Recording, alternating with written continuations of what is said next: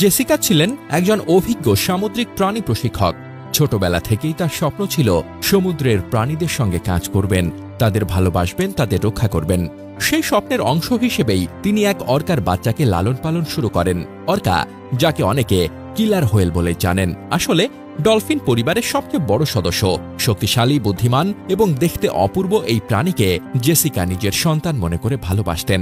অর্কার নাম রাখা হয়েছিল কাইরো। ছোটবেলায় সমুদ্র থেকে ধরে এনে তাকে একটি মেরিন পার্কে রাখা হয়। জেসিকার দায়িত্ব ছিল খাবার দেওয়া, কৌশল শেখানো এবং শোতে অংশ নেওয়ার জন্য প্রশিক্ষণ দেওয়া। বছরের পর বছর কাইরো আর জেসিকার মধ্যে তৈরি হয়েছিল এক অদ্ভুত বন্ধন। জেসিকার ডাক শোনা মাত্র কাইরো পানির উপরে উঠে আসত। শো চলাকালে দর্শকদের সামনে তারা একসঙ্গে লাফাতো, খেলত, কৌশল দেখাত। খাবার খাওয়ানো থেকে শুরু করে অসুস্থ হলে যত্ন নেওয়া সবই করতেন জেসিকা। বাহ্যিকভাবে মনে হতো এটি মানুষ ও বন্য প্রাণীর বন্ধুত্বের এক অনন্য উদাহরণ। তবে 2025 সালের এক বিকেলে স্বাভাবিক রুটিন অনুযায়ী জেসিকা ও কাইরোর শো ছিল।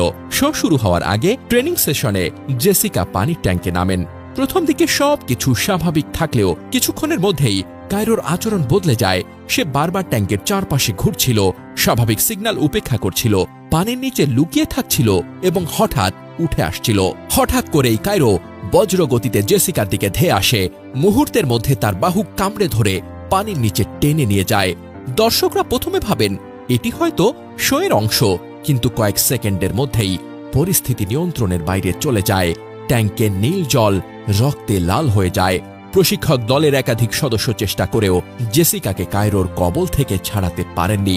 কয়েক মিনিটের মধ্যেই সবকিছু শেষ হয়ে যায়। বিশেষজ্ঞদের মতে অর্কার আক্রমণাত্মক আচরণের পেছনে কয়েকটি সম্ভাব্য কারণ থাকতে পারে। বন্দি জীবনের মানসিক চাপ।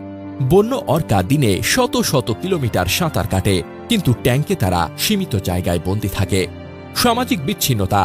অর্কা স্বাভাবিকভাবে দলে বাস করে, কিন্তু বন্দী অবস্থায় তাদের অনেক সময় একা রাখা হয় বা জোর করে অন্য অর্কার সঙ্গে রাখা হয়।